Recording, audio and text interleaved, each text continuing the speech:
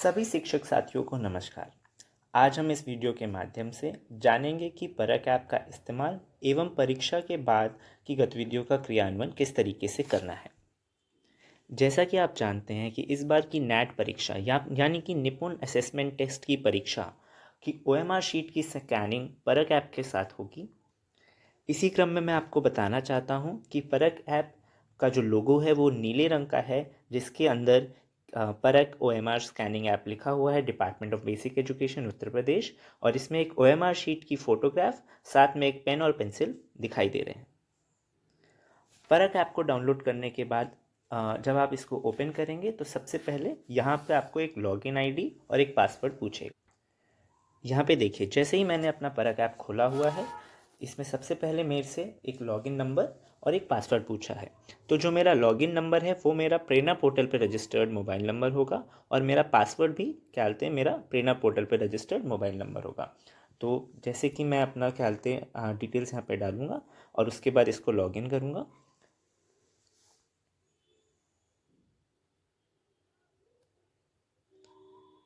तो जो मेरा पोर्टल है वो लॉगिन हो जाएगा। आप यहाँ पे देख सकते हैं, क्योंकि ये विद्यालय कंपोजिट विद्यालय है इसलिए यहाँ पे 4 खाने खुल रहे हैं। अगर आपका विद्यालय एक प्राथमिक विद्यालय है तो वहाँ पे 3 खाने खुलेंगे, और अगर आपका विद्यालय एक जूनियर विद्यालय है तो वहाँ पे सिर्फ 2 खाने खुलेंगे। पहले खाने में एक कक्षा 1 से 3 की स्कैनिंग होगी, दूसरे खाने में कक्षा 4 से 5 की स्कैनिंग होगी, और तीसरे खाने में कक्षा 6 से 8 की स्कैनिंग होगी। और एक और खाना है जिसमें जानकारी यानी कि इंस्ट्रक्शंस के बारे में बताया गया है। सबसे पहले यहाँ पे जो ऊपर की तरफ 3 क्या आते ये डॉट्स बने हुए हैं, हम इसको प्रेस करेंगे और हमको यहाँ पे हमारे स्कूल के और हमारे बारे में जो जानकारी है वो मिल जाएगी। इसी क्रम में सबसे पहले हमको क्या करना है, हमको ये देखना है कि क्या परक ऐप हमारे फ़ोन में अच्छे से चल सकता है। इसके लिए सबसे पहले ये जो यहाँ पे एक ऑप्शन है यानी कि फ़ोन टेस्ट, हम अपना फ़ोन टेस्ट करके देख लेंगे कि क्या हमारा फ़ोन परक ऐप के लिए ठीक है। तो सबसे पहले यहाँ पे 3 चीज़ें टेस्ट होंगी। इंटरनेट कनेक्शन हमारा कैसा है, कैमरे की परमिशन हमारे पास है कि नहीं है, और कैमरा कितना अच्छा है, किस क्वालिटी का है, क्या वो परक ऐप में स्कैनिंग के लिए ठीक रहेगा कि नहीं रहेगा। इसको करने के लिए सबसे पहले आपको टेस्ट स्टार्ट टेस्टिंग वाला जो ऑप्शन है जो सबसे पहले आपको दिखाई दे रहा है, इसको हम लोग क्लिक करेंगे और उसके बाद अपने आप कैमरा खुल जाएगा। हमको यहाँ पे कोई भी चीज़ क्या बोलते नीचे की तरफ रखनी है, जैसे कि मैंने यहाँ पे मार्कशीट रखी हुई है, इसको रख के हम लोग एक बार इसको स्कैन करके देखेंगे। स्कैन करने के बाद ये अपने आप थोड़ी देर में ले लेगा इसको, और इसके बाद एक रिपोर्ट जनरेट हो जाएगी। ये रिपोर्ट बता रही है कि क्या बोलते मेरे जो क्या बोलते तीनों की तीनों परमिशंस हैं, यानी कि इंटरनेट कनेक्शन, कैमरा की परमिशन और कैमरा की परफॉर्मेंस परक ऐप को यूज़ करने के लिए ठीक है। इसी क्रम में हम वापस जाएंगे और यहाँ पे 3 और फीचर्स हैं जो मैं आपको बताना चाहूँगा। सबसे पहले ऊपर की तरफ दाईं तरफ आप देख सकते हैं कि ये गोल गोल करके 2 आकृति रिफ़्रेश की बनी हुई है। अगर हम इसको दबाते हैं तो हमारी जो बच्चों की लिस्ट है वो रिफ़्रेश हो जाएगी। यानी अगर हमने बैकएंड से प्रेरणा पोर्टल में कोई एडिट करे हैं, कोई जानकारी में बदलाव करें, या फिर हमने अपनी तरफ से विद्या समीक्षा केंद्र में कॉल करके किसी चीज़ के ऊपर सुझाव मांगे थे और कोई एडिट रिक्वेस्ट करे थे, तो वो यहाँ से ठीक होंगे। इसमें 24 घंटे के बाद, जैसा कि वो बताते हैं विद्या समीक्षा केंद्र में, कि हमारी जो समस्या है उसका समाधान हो जाएगा। उसी क्रम में 24 घंटे के बाद हम इसको एक बार रिफ़्रेश करके देखेंगे कि क्या हमारे बच्चों की लिस्ट अपडेट हो गई है कि नहीं। तो मैं इसको येस कर देता हूँ। तो एक बार ये दोबारा से बैकएंड पे जो भी बच्चों की लिस्ट हमारी अवेलेबल होगी लेटेस्ट, वो अपडेट करेगा और उसको परक ऐप पे रिफ़्रेश कर देगा। सभी टीचर्स और शिक्षकों से ये रिक्वेस्ट होगा कि वो अगर उनकी क्लास में कुछ बच्चे ऐसे जो दिख नहीं रहे हैं या किसी और कक्षा में दिख रहे थे किसी कारण से, वो विद्या समीक्षा केंद्र में कॉल करने के क्या बोलते 1 दिन या 2 दिन के बाद इसको ज़रूर रिफ़्रेश करके देख लें, ताकि सही जो जानकारी है, सही जो बच्चों की सूची है, वो आपके परक ऐप में दिखाई देने लगे। इसी क्रम में मैं आपको बताना चाहूँगा कि यहाँ पे दाईं तरफ में ऊपर की तरफ क्या बोलते एक फ़ोन और फ़ोन के साथ सेटिंग्स का ऑप्शन दिखाई दे रहा है। इसको भी हम एक बार देख लेते हैं। यहाँ पे क्या रैंकिंग के दौरान हमको टॉर्च की ज़रूरत है, तो हम इसको ऑन रखेंगे। अगर आपको लग रहा है कि टॉर्च की वजह से आपकी OMR शीट ढंग से स्कैन नहीं हो रही है तो आप इसको ऑफ भी कर सकते हैं। रैंकिंग के दौरान गोले किस तरीके के होने चाहिए, तो यहाँ पे 70 से 100% का एक ऑप्शन है।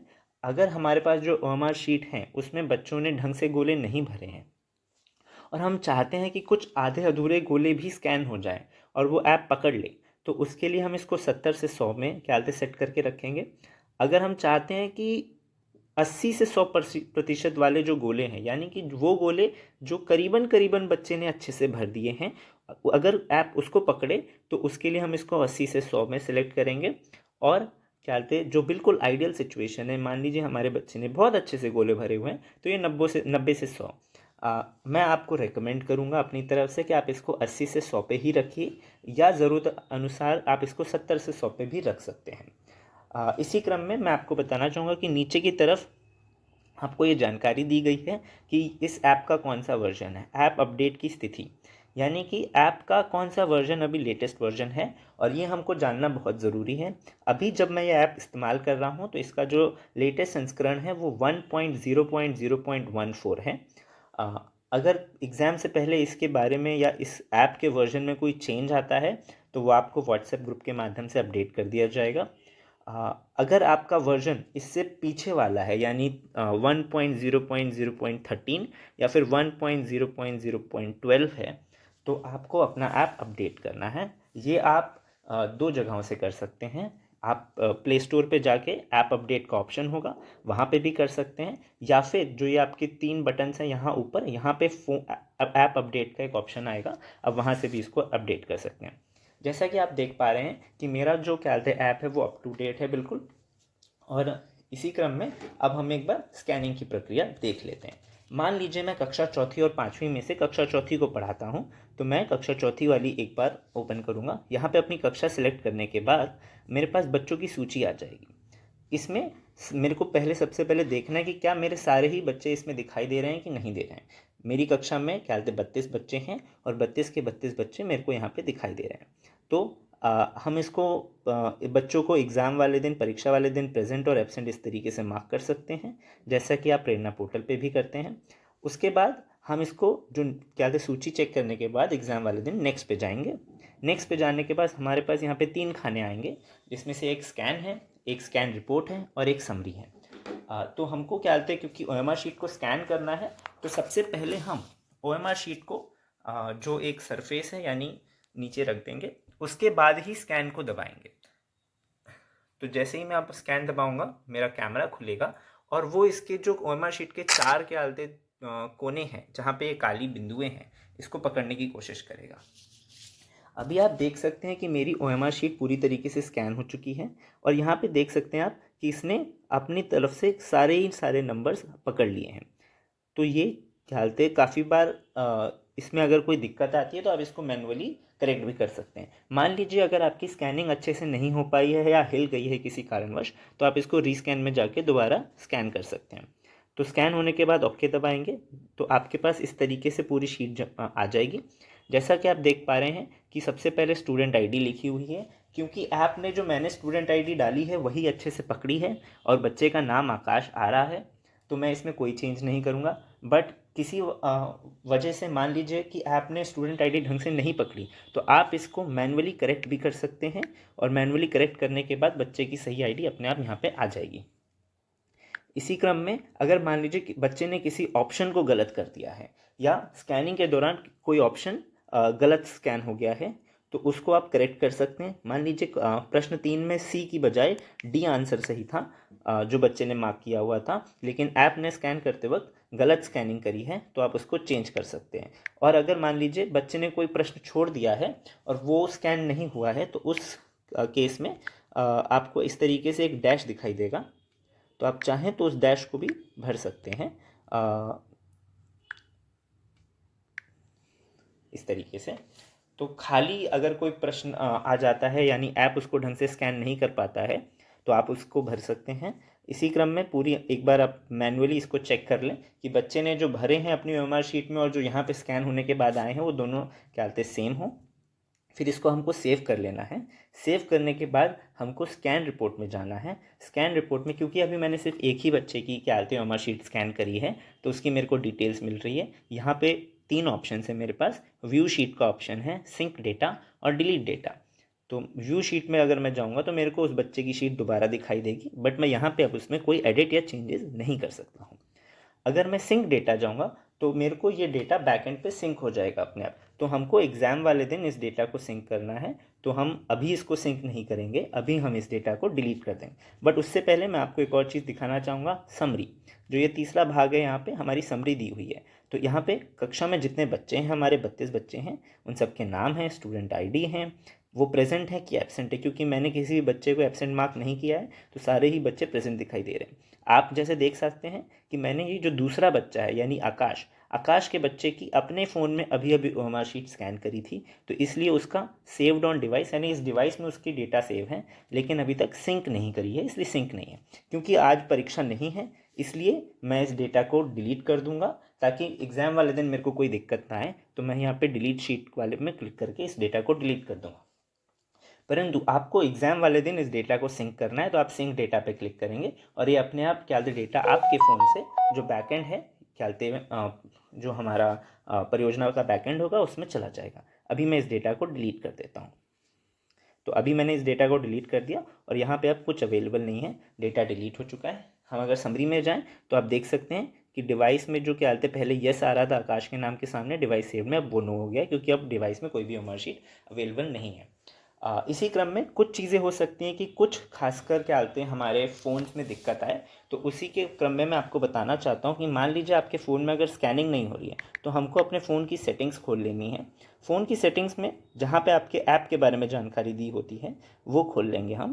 तो जैसे मेरे फ़ोन में यहाँ पे ऐप्स के बारे में जानकारी दी है, मैंने खोल लिया है। इसी क्रम में मैं जाऊँगा और सबसे नीचे जहाँ पे परख के बारे में मेंशन होगा, जहाँ परख दिखाई देगा मेरे को, मैं वहाँ पे जाऊँगा। तो ये देखिए जैसे मेरे को ये परख दिखाई दे गया। अब मेरे को देखना है, मान लीजिए आपने ऐप इंस्टॉल करते वक्त कोई परमिशन देना आप भूल गए हैं, तो आप उसको यहाँ से दे सकते हैं। जैसे परमिशंस में मैंने कैमरा और लोकेशन की परमिशन दी है, लेकिन फ़ोन की परमिशन अभी नहीं दी है। अगर मैं चाहूँ तो इसको अलाउ करके फ़ोन की परमिशन भी ऐप को दे सकता हूँ। आप देख लीजिए आपकी सारी परमिशंस क्या ऐप के पास हों, ताकि किसी भी तरीके की टेक्निकल दिक्कत ऐप को ना आए।